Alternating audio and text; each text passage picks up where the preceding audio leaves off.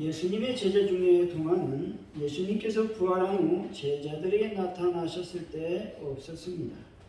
여덟의 후에 제자들이 다시 모였을 때 도마는 예수님의 부활을 믿지 못했던 것이죠. 왜냐하면 도마가 예수님과 제자들의 첫 번째 만남에 없었기 때문에 그렇습니다. 이때 예수님은 도마에게 부활에 대한 확신을 주셨습니다. 그 후에 기록은 없기 때문에 잘 알 수가 없습니다. 그런데 도마의 행전이라는 외경에 이런 이야기가 있습니다. 예수님의 제자들은 복음을 전하기 위해서 각국으로 흩어지게 되었는데 성령님께서 도마에게 인도에 가라고 지시했으나 거절했습니다. 저는 인도까지 여행할 정도로 건강하지 못합니다. 저는 히브리인인데 어떻게 인도인에게 가서 복음을 전할 수 있습니까? 저는 못 갑니다. 그때 주님께서 도마에게 나타나서 이렇게 말씀하십니다. 두려워하지 말라 도마야. 내가 너와 함께 하겠다 말했습니다. 그런데도 불구하고 도마가 매우 강하게 거절했습니다. 보낼 만한 사람을 보내십시오. 저는 못 갑니다. 라고 말했습니다. 이때 암바네스라고 하는 상인이 인도에서부터 예루살렘에 도착하게 됩니다. 그는 군다 포로스 왕의 보냄을 받고 기술 좋은 목수를 데리러 왔다는 겁니다. 근데 도마가 목수였죠. 예수님이 시장에 와서 암바네스에게 말합니다. 당신은 목수를 사시렵니까? 예, 그래요? 내가 목수인 종이 하나 있는데 당신께 팔 마음이 있습니다. 그러면서 저기 있는 도마를 가리켰습니다. 그래서 흥정이 되었다는 겁니다. 예수님은 정중히 나 목수 요셉의 아들 예수는 도마라 이름하는 나의 종을 인도의 왕 군다 포로스의 상인 암바네스에게 판 것을 인정한다 라고 계약을 맺었습니다. 암바네스는 도마에게 와서 예수님을 가리키며 이렇게 말합니다. 이분이 당신의 주인이요? 네, 맞습니다. 나는 그분으로부터 당신을 샀습니다. 도마는 아무 말도 못했습니다. 이튿날 아침 도마는 일찍이 일어나 기도하기를 나의 주님, 나는 당신의 뜻을 따르겠습니다 하고 주님께 완전히 항복했다는 겁니다. 그래서 지금도 남인도에 가면 도마의 교회가 있다라는 것입니다. 예수님은 말씀하시죠. 가라, 내가 너와 함께 하겠다. 내가 너 혼자 보내지 아니하겠다라고 말씀하십니다. 도마가 가는 길에 예수님은 함께 하셨습니다. 마찬가지로 예수님께서 내가 어디로 가든지 반드시 동행하신다고 약속하셨음을 믿으시기를 바랍니다. 니고레 목사님이 쓴 목적이 이끄는 삶이란 책에 이런 글이 있습니다. 하나님이 고통 속에서 우리와 함께 하신다는 사실을 알기 때문에 우리는 또한 기뻐할 수 있습니다. 예수님이 이 땅에 오심으로 그렇게 하셨고 지금은 성령님을 통해 우리와 함께 하십니다. 하나님은 우리가 홀로 어려움을 겪지 않도록 우리를 떠나지 않으십니다 라고 말입니다. 여러분, 우리가 아무리 먼 길을 돌아와도 늘 그 자리에 주님께서 계십니다. 주님 곁을 떠나 낯선 곳을 헤맬 때에도 주님이 함께 계심을 믿으시기 바랍니다. 다만 내가 깨닫지 못할 뿐이라는 겁니다. 내가 떠나온 그곳에 그대로 계신 주님이 아니십니다. 예수님은 광야의 뜨거운 햇빛 속에서도 나와 함께 하십니다.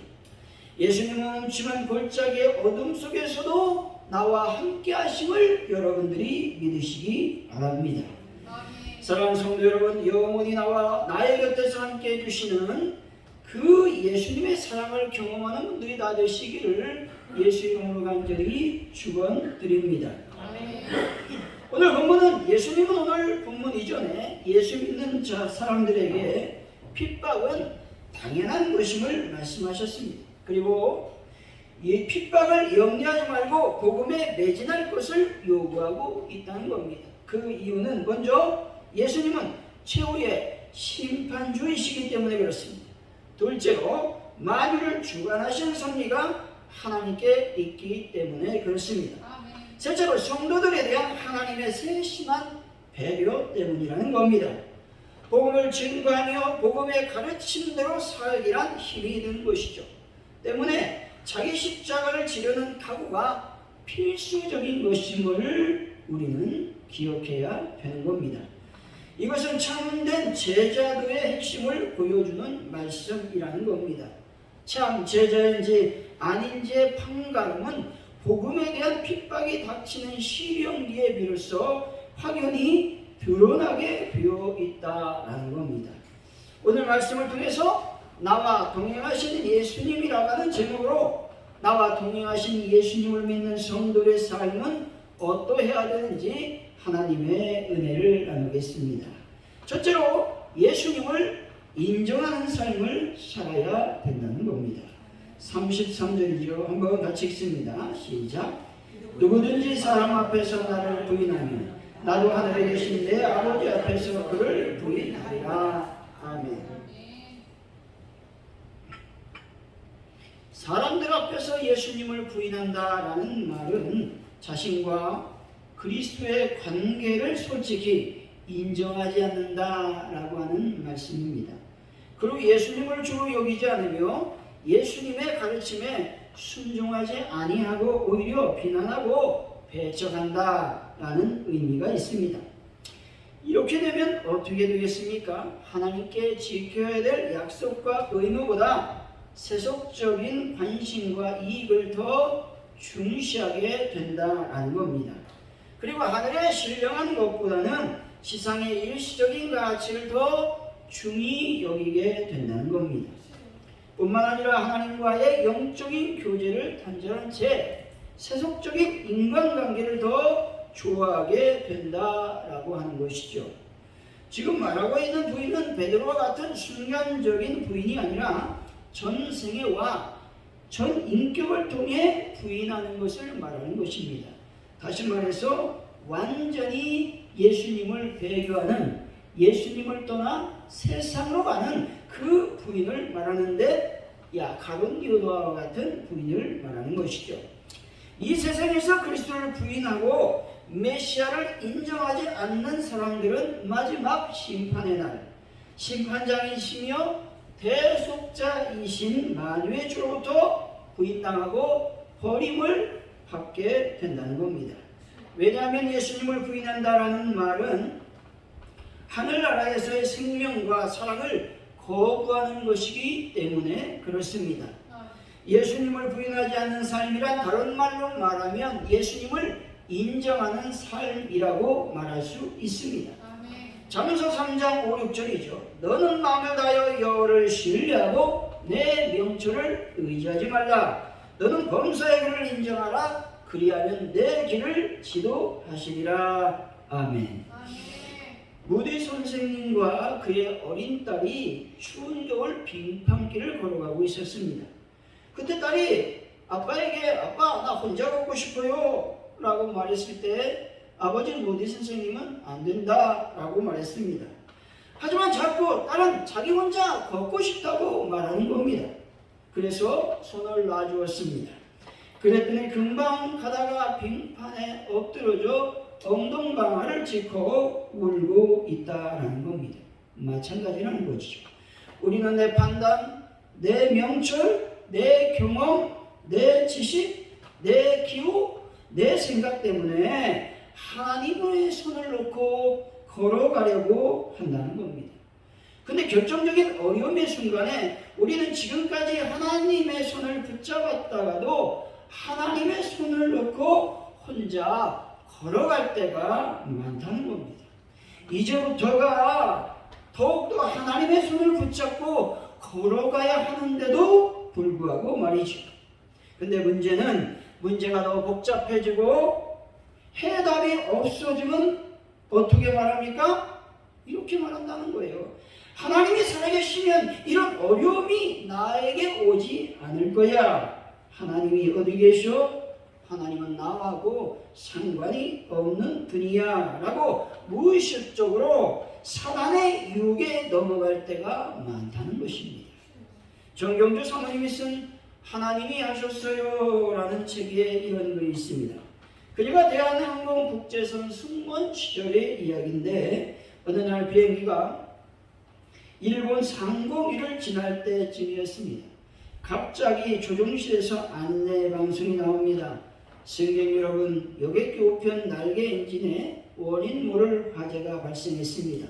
승무원과 승객 전원은 비상 착륙을 준비하시고 착석하여 안전벨트를 매 주십시오. 평소 그녀의 신앙을 못마땅하게 여기며 신은 없다고 말하던 남자 승무원이 다급하게 이 정경주 사모님 앞에 다가왔습니다. 그러면서 이렇게 말하는 겁니다. 미스 좀 기도해 주십시오. 미스 좀 부탁이에요. 날 위해서 기도해 주십시오. 그때 정 사모님이 그와 함께 이 화재 사건에 대해서 기도를 시작합니다. 근데 사모님의 입에서 아멘 소리가 끝나자마자 안내 방송이 다시 들렸다는 겁니다. 승객 여러분, 안심하십시오. 무슨 영문인지 모르지만 여객기 우편 날개 엔진의 원인 모를 불이 지금 꺼졌습니다. 저절로 꺼졌습니다. 곧 김포공항에 안전하게 도착하겠습니다. 말했다는 것이죠. 남자 승무원은 바닥에 무릎을 꿇고 눈물을 흘리고 있었다는 것이죠. 아마 이분은 분명히 예수님을 영접을 했을 것입니다. 이때 정사모님이 하는 말이 무엇일까요? 하나님이 하셨습니다. 라는 말이라는 겁니다. 이 말은 하나님의 놀랍고 기이한 역사와 도우심을 간증할 때마다 하는 말인 것입니다. 다시 말해서 이 말은 하나님의 손에 나의 삶을 맡기면 하나님이 모두 다 하실 것이라고 하는 의미가 담겨 있는 것입니다. 시편 91편 14절 15절입니다. 하나님이 가라사대 그가 나를 사랑한즉 내가 그를 건지리라. 그가 내 이름을 안즉 내가 그를 높이리라. 그가 내게 간구하리니 내가 응답하리라. 저의 환난 때에 내가 그와 함께하여 그를 건지고 영화롭게 하리라 말씀합니다. 하나님을 인정하는 자는 하나님을 사랑할 뿐만 아니라 환난 날에 하나님께 간구하는 사람이라는 것입니다. 어려움에 닥칠 때 기도하는 사람이 하나님을 인정하는 사람인 것이죠. 신명기 6장 4절 5절이죠. 이스라엘아 들으라. 우리 하나님 여호와는 오직 유일한 여호와시니 너는 마음을 다하고 뜻을 다하고 힘을 다하여 내 하나님 여호와를 사랑하라 말씀합니다. 하나님을 인정한다는 말은 마음을 다하고 뜻을 다하고 힘을 다하여 하나님을 사랑하는 것을 말하는 것입니다. 이 말은 전폭적으로 전적으로 최선을 다하여 하나님을 사랑하라라는 말이라고 하는 겁니다. 다시 말해서 한쪽 발은 세상에 한쪽 발은 하나님께 놓으라 그런 말이 아닌 것입니다. 이렇게 놓으면 어떻게 될까요? 우리의 가랑이가 찢어질 수밖에 없다는 겁니다. 한쪽 눈은 세상을 바라보고 한쪽 눈은 하나님만 바라보라는 말이 아니라고 하는 것입니다. 여러분 이렇게 되면 어떻게 될까요? 우리 눈이 사시가 될 뿐만 아니라 영적인 시력을 잃게 된다는 겁니다. 두 눈으로 정확하게 하나님만 바라보는 것이 하나님을 인정하는 것입니다. 그리고 하나님께 집중하고 하나님을 신뢰하는 것이 하나님을 인정하는 것입니다. 사랑하는 성도 여러분, 하나님을 신뢰하고 삶의 자리에서 언제나 어디에서나 예수님을 인정함으로 예수님과 동행하는 분들이 다 되시기를 예수 이름으로 간절히 축원드립니다. 둘째로 평화보다 소중한 것은 복음이라는 것을 믿고 있어야 되는 겁니다. 34절이죠. 한번 읽어봅니다. 시작. 내가 세상에 화평을 주러 온 줄 생각하지 말라. 화평이 아니라 검을 주러 왔노니. 아멘. 본질은 마치 주님께서 이 땅에 오신 목적이 세상의 화평 대신에 불화와 반목을 일으키기 위한 것처럼 여겨지게 한다는 겁니다. 그러나 이 말씀은 영적인 측면에서 보면 주님이 오심으로 인해 대립과 갈등이 필연적인 것임을 말씀하고 있는 것입니다. 주님이 이 땅에 오시기 전까지도 지금까지는 이 땅에서 갈등이나 대립이 없었다는 겁니다. 특별히 영적인 갈등을 얘기하는 것이죠. 왜냐하면 주님이 오시기 전에는 이 세상이 온전히 사단의 지배하에 있었기 때문에 그렇습니다. 그런데 주님이 오심으로 이 땅에서는 하나님 나라에 속한 의의 세력이 생겨나게 되었습니다. 그로 인해서 불의한 사단의 세력과 의의 하나님 나라의 세력 간의 대립과 갈등이 발생하게 되었던 것입니다. 그러한 의미에서 주님은 화평이 아닌 검을 이 땅에 던지셨다 말씀하고 있는 것입니다. 화평이 아니라 검을 주러 왔다라는 말씀은 우리를 당황하게 만들 수밖에 없는 것입니다. 왜냐하면 구약에서 이렇게 말씀하죠. 메시아를 가리켜 평강의 왕이라고 말하고 있습니다.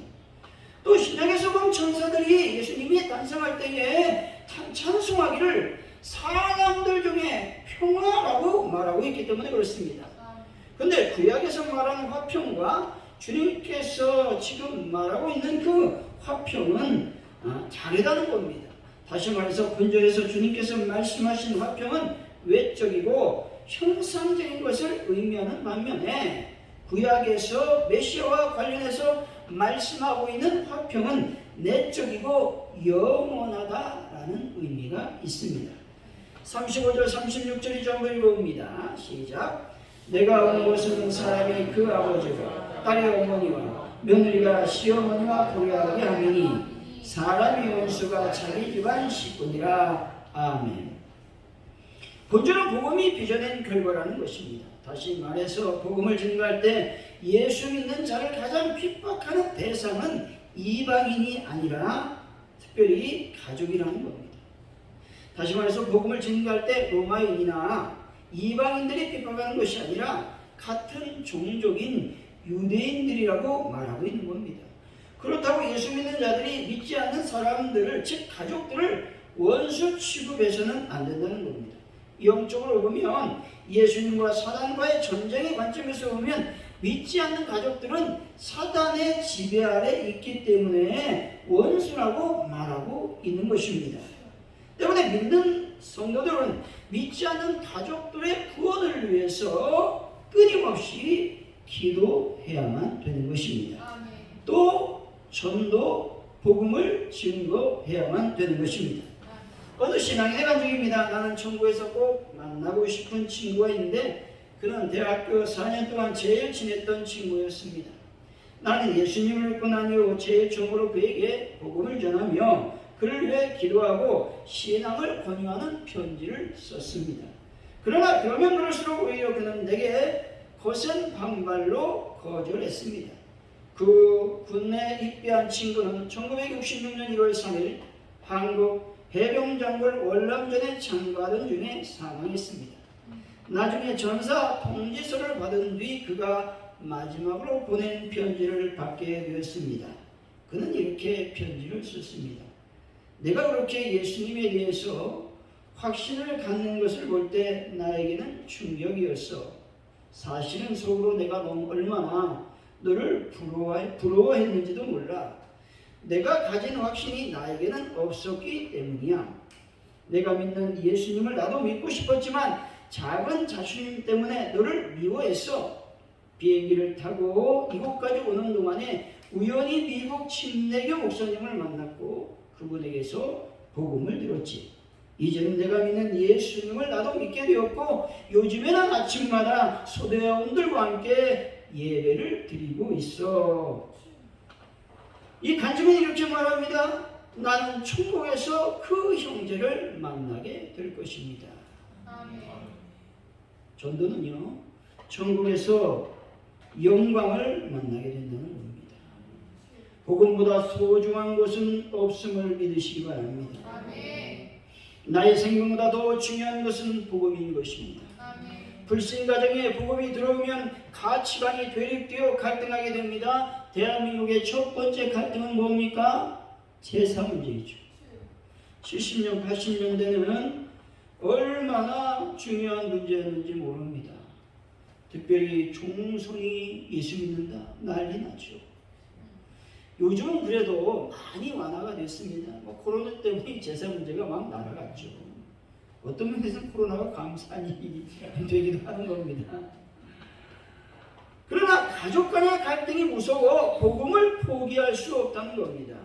그렇다고 지혜 없이 전면전을 펼치라는 말이 아니라는 겁니다. 기도하면서 어떻게 복음을 전할까 지혜를 구해야 된다라고 하는 겁니다.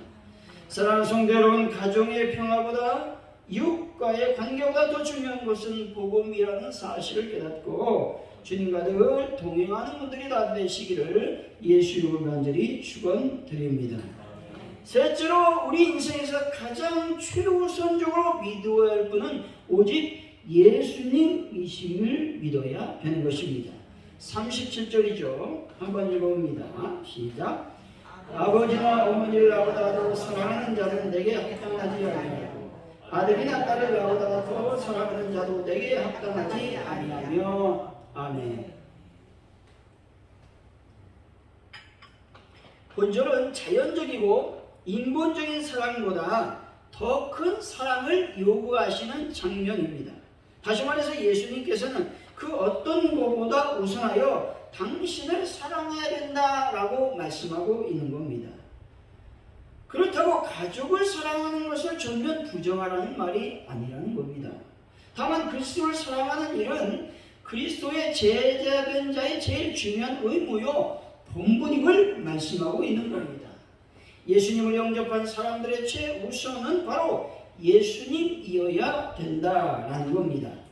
예수님이 최고인 사람들은 십자가를 두려워해서는 안 된다라고 말씀하고 있죠. 38절입니다. 한번 읽어봅니다. 시작. 또 자기 십자가를 들고 나를 따르지 않는 자도 내게 합당하지 아니하니라. 아멘. 예수님을 따르는 자의 합당한 자세는 자신의 십자가를 져야 한다는 겁니다. 예수님을 최우선하라고 하니 재산도 버리고 세상적 기쁨도 버리고 가정도 버리고 심지어 생명도 버려야 주님을 따르는 것이라 생각한다는 겁니다. 그렇지 않다는 겁니다. 주님을 아는 눈이 뜨여 주님과 사랑에 빠지니 더 이상 재산이나 성공에 매이지 않아 생명도 아깝지 않게 된다라고 하는 말씀인 것입니다. 자기 십자가 우리는 이렇게 해석하죠. 내가 하기 싫은 일, 부담스러운 일, 고통을 주는 문제라고 생각합니다. 아니라는 것이죠. 다만 예수님께서 말씀하신 자기 십자가는 십자가에서 예수님과 하나 되는 것을 말합니다. 예수님께서 십자가에서 죽으신 그 죽음에 나 자신도 함께 죽는 것을 말하고 있는 것입니다. 보네폰에 이렇게 말하죠. 주님께서 나를 따르라고 부르신 것은 나와 함께 죽자고 초청하는 것이다 라고 말했습니다. 인생에서 최우선이 예수님이라면 결코 내가 살아서는 안 된다는 겁니다. 예수님이 나의 구주, 나의 구원자라고 고백하며 영접했다면 이제부터는 나는 죽고 예수님이 사는 삶을 살아야 된다는 겁니다. 내 감정, 기분, 기호 때문에 내가 살고 예수님이 죽으면 안 된다는 겁니다. 예수님이 내 삶의 최우선이라고 고백하면서 삶 속에서는 내가 살아있다면 이것은 합당하지 않다라고 지금 예수님은 우리들에게 말씀하고 있는 것입니다. 여러분들의 인생의 목표는 예수님이셔야 되는 겁니다. 결코 후회할 일이 없는 목표도 오직 예수님이셔야 합니다. 반드시 이루어질 목표도 예수님이셔야 하는 겁니다. 결론적으로 나와 동행하신 예수님 때문에 나는 예수님을 인정하는 삶을 살아야 되는 겁니다. 그리고 평화보다 소중한 것이 복음이어야 되는 겁니다. 뿐만 아니라 우리 인생의 최우선은 오직 예수님이심을 믿고 살아가야 되는 겁니다. 사랑하는 성도 여러분, 삶 속에서 예수님을 인정하시고 예수님을 최우선하는 분들이 다 되시기를 예수 이름으로 간절히 축원드립니다. 기도합니다. 하나님 아버지 감사합니다. 내 삶에 예수님을 부인하는 일이 없도록 날마다 예수님을 인정한 삶을 살기를 원합니다. 복음을 소중하게 여기기를 원합니다. 오직 나의 최우선은 예수님이기를 원합니다. 그래서 늘 예수님과 동행함으로 말미암아 저 천국으로 향하는 놀라운 길이 활짝 열릴 수 있도록 복을 더하여 주옵소서. 감사합니다.